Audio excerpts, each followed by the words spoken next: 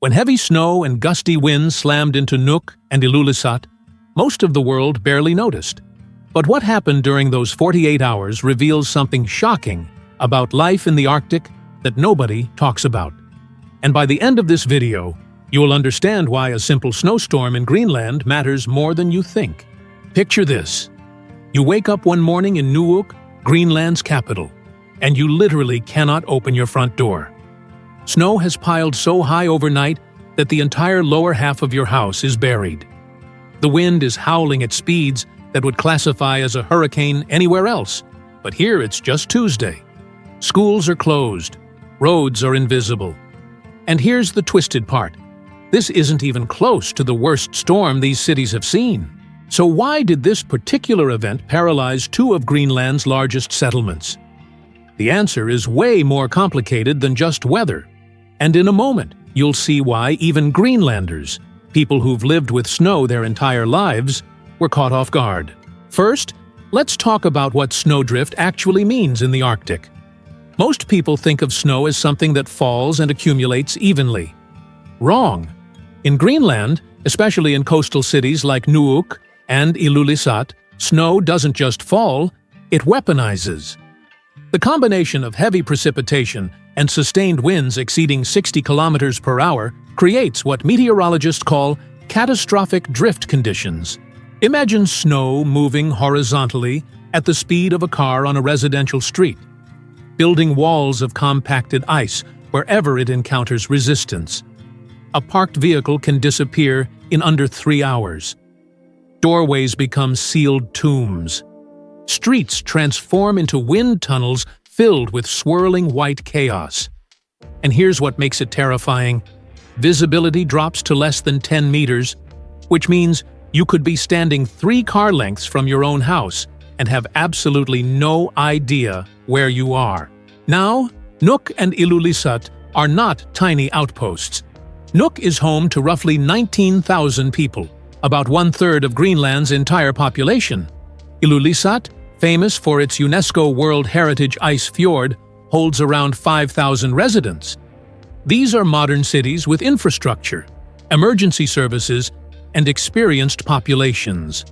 But when this storm hit, something unexpected happened. The snow came faster and heavier than forecasts predicted. Weather models, which usually give Arctic communities several days' warning, suddenly compressed their timeline. What was supposed to be a manageable system turned into an emergency in less than 12 hours. And that's when the real problems started. Let me explain what happens when an Arctic city goes into lockdown. First, all transportation stops. Not just cars, everything. Helicopters can't fly in whiteout conditions. Boats can't navigate when you can't see the harbor. Even snowmobiles, the Arctic's most reliable vehicle, become useless when drifts reach chest height and winds threaten to flip them. So everyone shelters in place. But here's the catch. Greenlandic cities aren't built like continental cities. Many homes rely on centralized heating systems that require constant fuel delivery. Grocery stores operate on tight supply chains because everything, and I mean everything, has to be shipped or flown in from Denmark or Iceland. A 2-day shutdown doesn't just inconvenience people, it threatens critical systems. And in a moment, I'll tell you about the life and death situation that almost nobody saw coming. The wind during this event wasn't just strong, it was strategic. Greenland's topography funnels wind in bizarre ways. Nuuk sits at the mouth of a massive fjord system with mountains on 3 sides. When Arctic low-pressure systems move through, wind accelerates through these natural channels like water through a fire hose. Meteorological stations recorded sustained winds of 75 kilometers per hour, with gusts exceeding 100. To put that in perspective, that's borderline hurricane force. Now add sub-zero temperatures. The wind chill pushed perceived temperatures down to minus 35 degrees Celsius. Exposed skin can freeze in under 10 minutes at those temperatures. So stepping outside wasn't just difficult, it was legitimately dangerous. But here's where the human element gets really interesting. Greenlanders are arguably the most prepared cold-weather population on Earth. These are people descended from Inuit cultures that survived in the Arctic for thousands of years, without modern technology. They know snow, they know wind, they know survival. Yet even with all that ancestral knowledge and modern preparation, this storm disrupted daily life in ways that surprised everyone. Schools didn't just close for a day, they shut down for nearly a week in some areas. Why? Because the snow drifts completely buried bus routes. Plows couldn't clear roads fast enough to keep up with the accumulation. And even when they did clear a path, wind would refill it within hours. Teachers couldn't reach schools. Students couldn't leave homes. The entire education system ground to a halt. Now, let's talk about something nobody mentions when they picture Greenland, internet, and communication infrastructure. Modern Greenlandic cities depend heavily on digital connectivity. Remote work, distance education, telemedicine, all of it requires stable internet.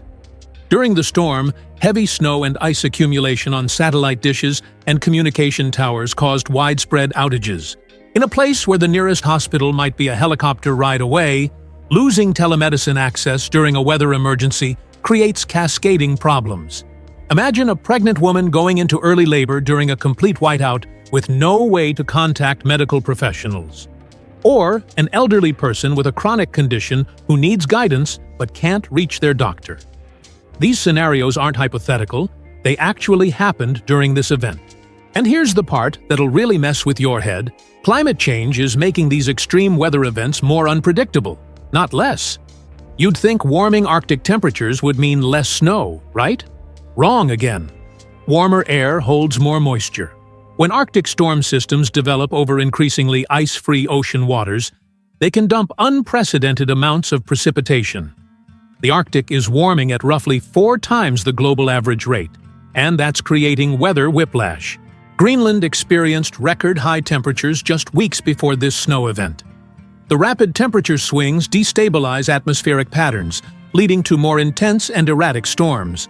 So while yearly average snowfall might decrease over decades, individual storm events can actually intensify. It's like nature replaced a steady drizzle with occasional fire hoses. The total water might be similar, but the delivery system is chaos. Let me paint you a picture of Ilulissat during the peak of this storm. Ilulissat means icebergs in Greenlandic, and the town sits right next to Disco Bay, where the Surmek Glacier dumps massive icebergs into the ocean.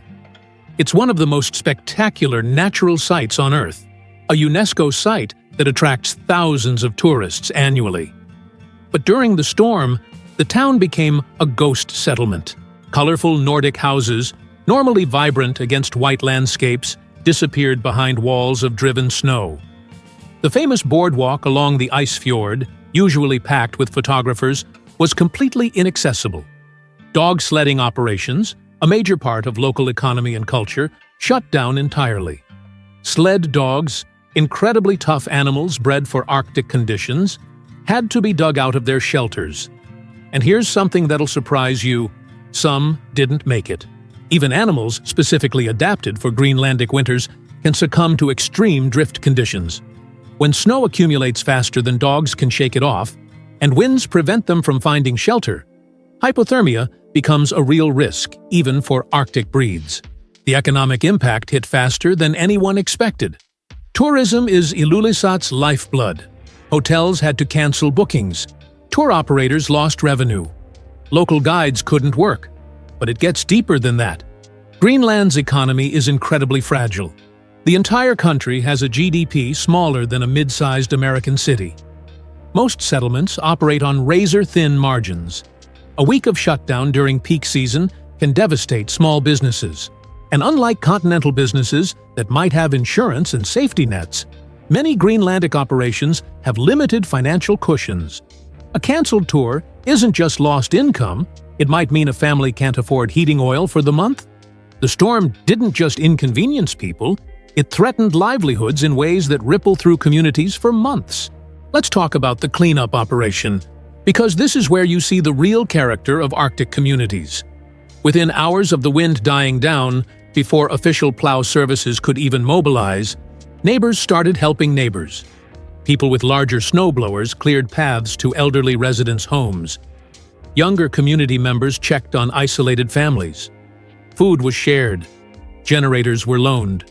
This kind of spontaneous mutual aid isn't unique to Greenland, but it's particularly vital in remote Arctic settlements where official help might take days to arrive.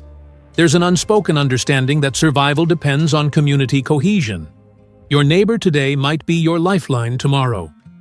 The storm reinforced these bonds in ways that frustrated some and inspired others.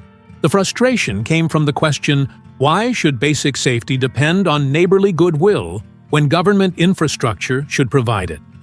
The inspiration came from seeing how resilient and connected these communities remain despite modern pressures. Here's a detail most coverage missed. During the height of the storm, Nuuk's central power plant experienced a near crisis.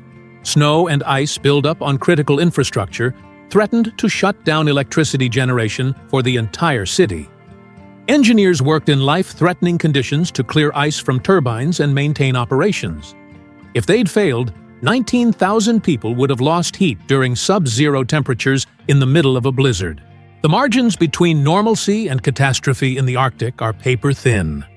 One mechanical failure, one delayed shipment, one storm stronger than predicted, and modern life collapses back into survival mode. That's the reality nobody talks about when they share pretty pictures of Greenland's landscapes. The psychological impact deserves attention too. Cabin fever is real, especially in the Arctic, where winter daylight is already limited. Being trapped inside for days during a storm takes a mental toll. Depression rates in Greenland are already among the world's highest. Events like this exacerbate those underlying issues. This is the Greenland that tourism brochures don't show. Now let's address what you're probably wondering. Is this the new normal? Climate scientists say yes and no. Yes, extreme weather variability will increase. No, you can't point to any single storm and say, definitively it was caused by climate change. But the pattern is clear. Greenland is experiencing weather whiplash with increasing frequency. Record heat followed by record snowfall. Rapid ice melt followed by unprecedented freeze events. The stability that allowed human habitation for millennia is breaking down. Traditional ecological knowledge, the wisdom passed down through generations about reading weather signs and predicting conditions, that knowledge is becoming less reliable when the climate itself becomes unpredictable. Elders who could once forecast storms days in advance now find their indicators failing. The land is speaking a new language, and nobody's fluent yet. Here's something that'll change how you think about Arctic development. As ice melts and resources become accessible, companies want to invest billions in Greenlandic infrastructure. But events like this storm demonstrate a critical flaw. Infrastructure designed for predicted climate conditions might be obsolete before it's built. If models predict certain patterns, but actual conditions prove more extreme, suddenly that multi-billion-dollar investment becomes vulnerable. It's a paradox. The warming that makes resources accessible also makes infrastructure planning nearly impossible. The storm in Nuuk and Ilulissat lasted roughly 60 hours from first snowfall to final clearing operations. 60 hours that exposed every vulnerability in Arctic urban life. 60 hours that became a case study in climate adaptation, community resilience, and the precarious nature of human habitation at extreme latitudes. When everything cleared and life returned to something resembling normal, both cities were fundamentally changed. Not in obvious ways, but in the collective understanding that the old rules no longer apply. The storms their grandparents weathered are not the storms their grandchildren will face. So what's the takeaway here? Heavy snow and gusty winds in Greenland might seem like a local weather story, something that affects a few thousand people in a remote location. But it's actually a preview of our collective future. As climate patterns destabilize globally, every region will face its version of this. Unexpected extremes that exceed preparation.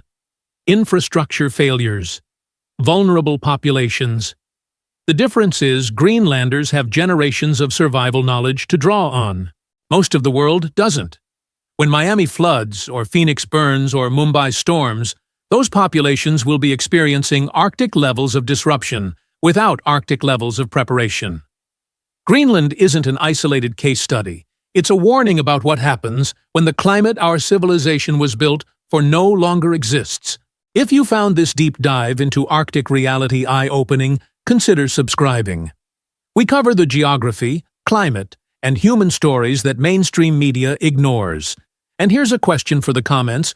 Would you ever consider living in a place like Nuuk or Ilulissat, knowing what you now know about the risks?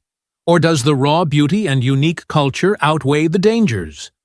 Drop your thoughts below.